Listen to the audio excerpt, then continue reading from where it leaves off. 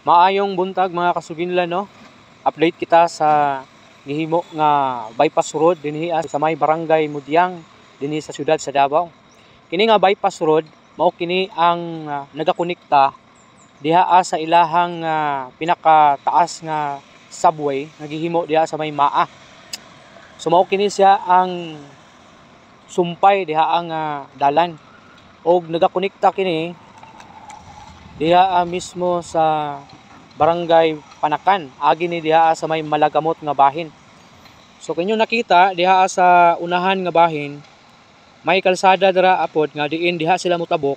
Kana nga kalsada nanukad po na siya gikan sa barangay Ilang diha sa may Hulsim o galapos po na nga dalan didto sa may Indangan nga bahin. So kinyo nakita ani ata sa taas nga bahin tungod kay lalom man kini, ilang gikalot kini tungod kay aduna man gud kini mga area nga pangpang hinungdan nga ila kining gikalot ug may hinungdan nga nilalom diri o gibutangan nila kini og tulay.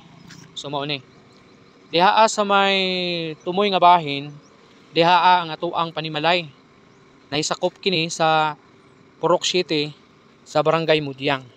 Og kini pod nga bahin part gyapon kini siya sa Purok City. So mao ning gibutangan nila diri og tulay kay para makaagi pod ang mga residente diha ang dapita. So kini nga bypass road nga ilang gihimo, accordingly sa ako ang mga nahibaluan, kini siya mahuman gini siya by the end of 2028 kung wala ko masayop. Kay kini siya aduna nay nakalaan nga budget sa panahon pa sa Duterte administration. Unlike anang gihimo diha ang flyover sa Maa o diha sa may Ulas, kana siya accordingly pod murag wala mapunduhan sa kasamtangan nga administration. Kay kanang ilahang pagtrabaho dira ang budget ana pundo pa kana siya gikan sa Duterte administration. Pero sa ako ang nahibaluan murag wala nay ga tikaw-tikaw diha o wala nay mga nagtrabaho tungod tingali kay wala nay budget. Kay dapat mutiwas unta niya na mao ang kasamtangan nga administration. Pero sa ako ang pagkahibalo sa mas kong gingon murag wala gyud siya mapunduhi sa kasamtangan nga administration.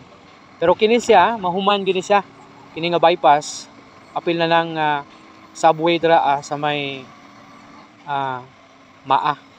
So kini pud nga bahin diri sumpay kini palusot kini diha sa may barangay Tibungko, sa taas nga bahin sa barangay Tibungko.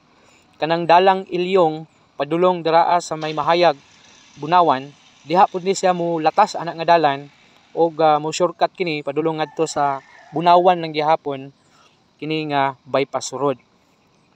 So taas-taas ug dako-dako pa ang ilang trabahoon pero maayo na lang kay aduna may budget nga igo nga makahuman niini. Og sa ako pong pagkahibalo kini nga dapit po dinhi sa may Purok Uno o Purok City murag diri apod ang ilahang giplano nga butangan og train station katong giplano nila nga Mindanao Railways nga maguna sa Davao Region from Tagum City to Digo City. So duha ka train station nga ilang pagahimuon diri sa Davao, isa diri sa may barangay Mudyang ug isa sa barangay Turil. Pero sad to say kini nga plano nga Mindanao Railways murag dili siya madayon siguro ning kasamtangan nga administration kay wala pud siya butangi og budget. Pero naa koy nabasa, ambag lang tinuod ba nga nagapangita sila og mo finance aning project aron lang mahinayon ang maong Mindanao Railways. Parehas sa gihimo nila nga Samal Davao Bridge kanang tulay nga nagkonekta sa Davao City ngadto sa Samal City. Kana siya funded kina sa China ug dili sa Philippine government. So muna nga padayon pod ang trabaho dira. So kana lang ang atuang update dinhi sa may gihimo nga bypass road dinhi sa barangay Mudyang.